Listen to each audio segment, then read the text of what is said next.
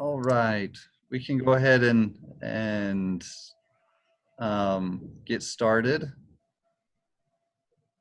We're on Facebook Live as well, so this is the, go ahead and we'll admit Apex Engineering as well as, assuming that's John Money.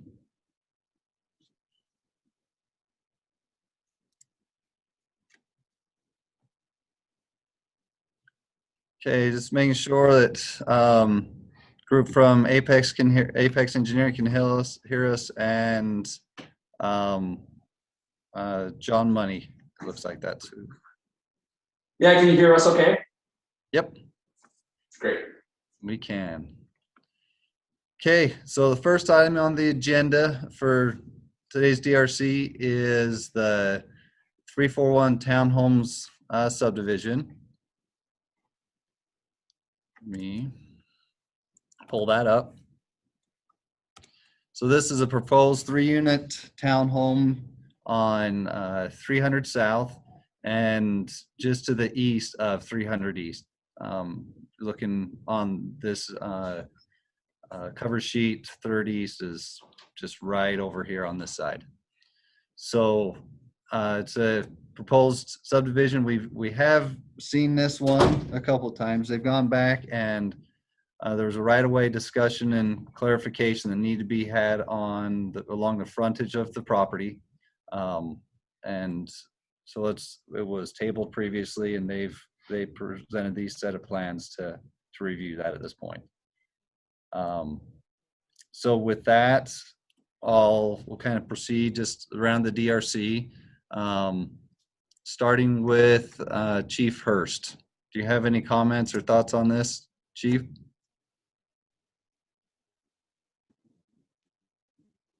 I assume that the parking requirements are met. Yes, they are. They are proposing 24-foot wide units with 20-foot garage doors. So they've got two car garages in each unit. So that's 6 parking stalls there.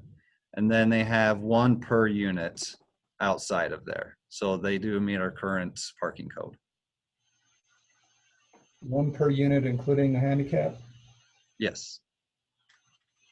Okay, that's all I had. Thank you. Hey, Taylor? John, we'll get to it a little bit later. They're good on the number of parking stalls, but there's something with the layout and the dimension that we'll get to in a little bit. Thanks. Okay, Taylor, do you have anything?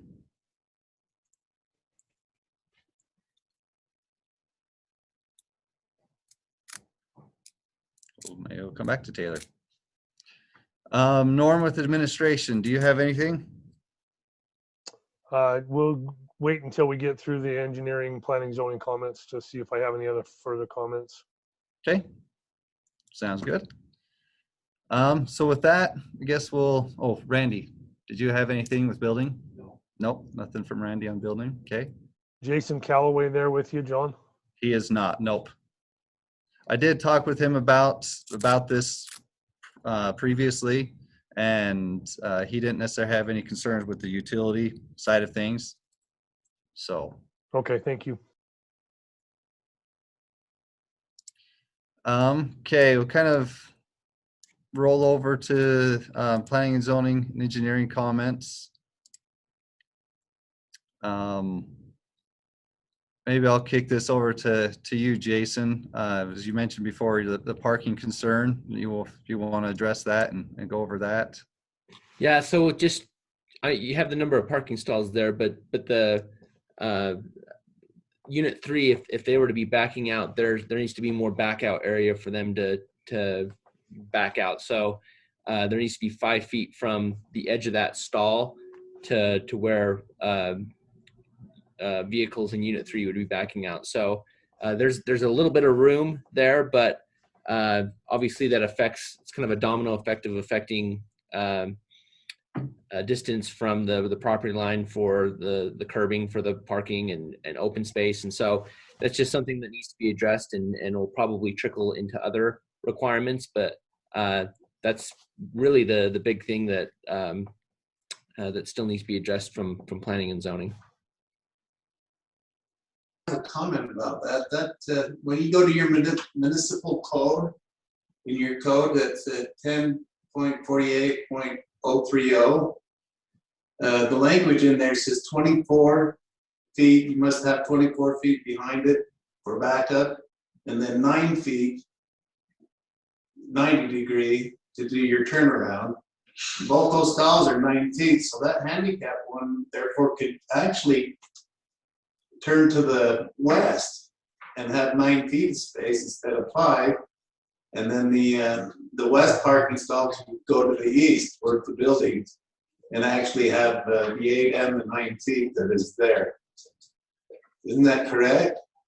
So you're talking about putting the handicap parking stall on the north side of Unit 3 on the side? Yes. Okay, and if you did that, that's fine, but it just, if that works, but it just might affect landscaping and it might affect other things. So we just needed to make those corrections, and then we can verify that it doesn't impact any other requirements that you need to meet. So, Mr. Money, I think the confusion here is that you're talking about cars backing out of those stalls, the handicap and the west one. We're talking about our code requires an additional 5 feet for cars backing out of unit number 3 and having some turn room in towards those cars. If those 2 stalls are full of cars, you don't have the required 5 feet that you need for offset for them to turn a little bit and then be able to get out of there. So we've indicated that in the code, but it's not the 2 stalls that are the problem. It's the 2 stalls being in the way of the 5 feet that's needed for unit 3 from the edge of the unit to the back to the south end of the stalls has to be 5 feet. I understand. Again, you've got about 2.5 feet that you can go towards the north property line and still have the required 5 feet of landscaping that is required, but you may need to find 2.5 more feet somewhere else because it's 5 feet from the edge of that unit to the south end of those 2 parking stalls that are there, so that they have a little bit of turn room coming out of number 3. It should be the edge of the drive or the garage door. We have those 20 feet, those stalls, and you can actually go down to what, 18 feet? You're not required to keep the full 20 foot, correct? That is correct. There is a provision in the code that will allow you to go to 18 as long as you meet other certain requirements. So you'll need to make sure that the overhang for the landscaping, et cetera, is met in that as well. So you are correct in that they don't have to be 20, but they're only about 18.5 from face of curb to the south end of the stall right now. So you don't really have a full, well, I'm sorry, it's about 19.5 right now to the face of the curb. So again, there might be a couple of feet that you can pick up there. You're right. You'll have to look into that and verify that with code. All right, Richard, do you? And then there's one other thing. You're saying we're measuring from the edge of the building. Can we actually measure it from the edge of the opening of the garage? Again, I'm going to refer you back to code on that. I don't know the specific on that. I believe it is from the edge of the building.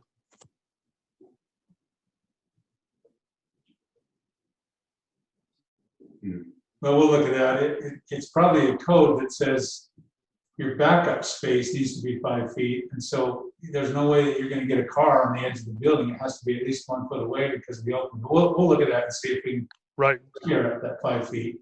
Right. Take a look at it.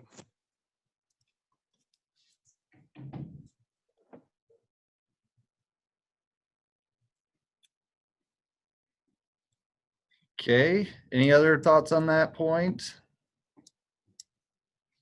And then one additional item is, I know there's been discussion regarding to the deferral agreement in regards to this. And if there's that request to have that, that will need to be provided and looked through and be reviewed prior to going to city council for review or action there. Couple right there. I didn't think we had to go to city council. I thought we just went to the planning commission and then we go to John Bell as far as our steps go. So that's for specifically the deferral agreement. The deferral agreement is approved by city council, not planning commission or anything like those. When it comes to subdivision approval, final approval, is my understanding that it goes planning commission is the final land use authority for the subdivision itself. But the deferral agreement is a city council requires action on that one to be done. But you are Okay. correct. If for final subdivision approval would be planning commission, and then it would work through engineering for bonding and everything on there. All right, could you take a moment and explain to me how we go about getting on the city council with that deferment agreement? Once I have legal draw it up, I waited to have legal draw it up until we had this meeting to finance, so. So you'd have to submit I believe we've gotten you a copy of that deferral agreement. It's my understanding you've got a copy of that. I do. And essentially you would have to submit your comments or on that to the city for review. And then after that staff review, we could look at scheduling that on planning commission. So I turn that into Ryan Harris? Correct. City council, John, not planning commission. Yeah, for the sorry, deferral thank you. agreement. Yep, deferral agreement, city council, appreciate that. So So yes, basically, turn it into planning departments for that. And Ryan or Jason would be able to help you with that. Okay, I understand. Okay. A couple of items. I know we kind of, the main reason why this was tabled previously was the right of way along First South. There's some items missing there that to really determine if to basically make sure that the full right of width is being maintained and everything as we roll forward here. There's some points missing when it comes to the length here, the dimensions. You got the overall distance from this corner to this corner, but it doesn't give any clarification or notice what these distances are here. Additionally, this is appears to be the center line of 100 South based on the measurement here, but how's that been determined?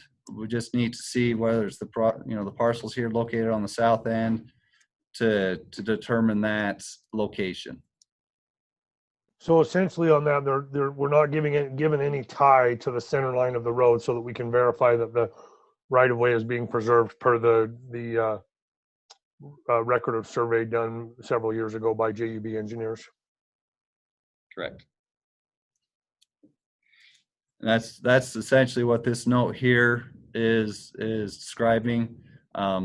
So say we just need a little bit more information on on this right of way where this proposed right of way line is and shown, just so we can verify and make sure that that right of way is being preserved.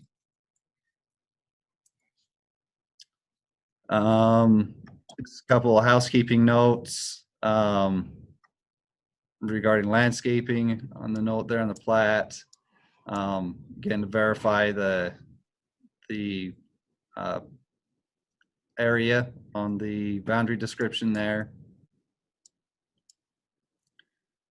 And then an additional comment that's kind of still pending is any proposed modifications to the ditch that's along the front of the property. That modification we need written approval from the ditch owner, irrigation company, whoever's responsible for that, indicating that they are okay with the proposed changes. Turn that letter in. You already have that in your possession. Do we have that? I wasn't able to find it. I'll look a little bit more, but I wasn't able to If you find need it. it, I'll resend it. Okay. And then those are engineering and planning comments on there. I'll turn the time over to Taylor. Looks like he kind of dropped out a little bit on us, but he's back. Taylor, do you have any concerns from fire?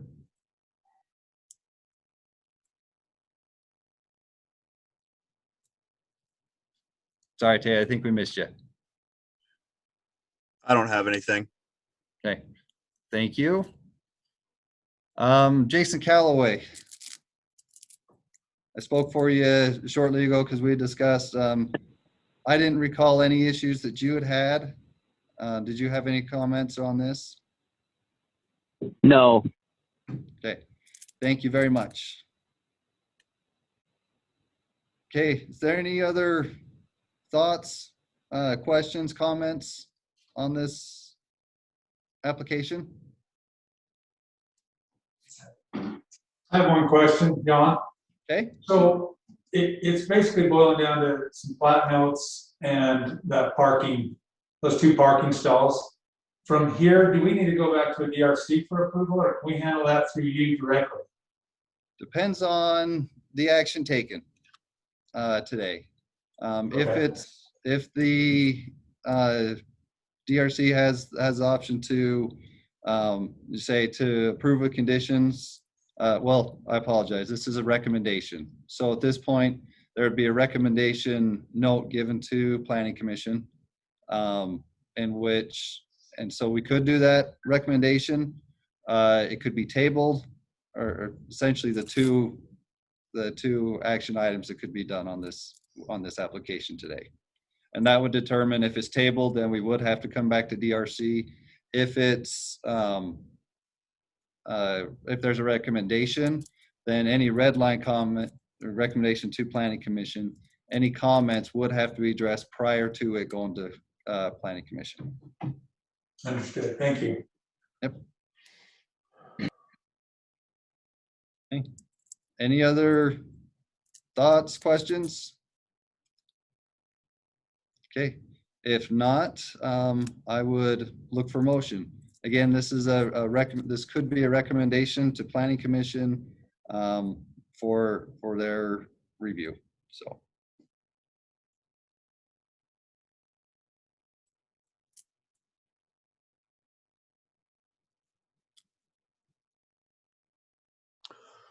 John, there's still some items on here that we're unsure of as far as the roadway, where that's located, because we don't have the ties and the dimensions that are missing on the plat, as well as the changes in the parking could affect the open space. Because of those 2 items, and because this is final and those are significant items, we need to show that they're meeting, they need to show that they're meeting code, and right now they're not meeting code. And so I would make a motion to table. Okay, got a motion to table. Is there a second? I'll second that, John. Okay. Second by Jason Bond. Any discussion on that motion? Not, we will go to a vote. Starting with Jason Calloway. I agree with Norm. Okay. Thank you. Taylor? Aye. Okay. Randy? Aye. Jason Bond? Aye. Norm? Aye. And engineering is aye. So the motion has been tabled. You need to hit Rod as well, John. Rod's Oh, there. yeah, I apologize. Thank you. Rod, sorry, missed you. Aye. Thank you. Okay, motion to table is unanimous. We'll work on getting these comments over to you guys. Then as soon as we can start working on getting these addressed. So, okay, thanks everybody. And we will move on to the next agenda item, which is the approval of meeting minutes from January 12th, 2021. Is there any comments on that, on those minutes? If not, I'll look for a motion. Make a motion to approve.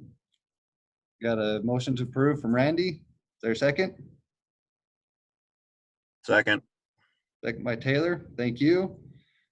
All in favor, please say aye. Aye. Aye. Sweet. Minutes are approved. With that, if there's not any other business, I would look for a motion to adjourn. So moved. Okay, we are adjourned at 10:23 a.m. Thanks, everybody.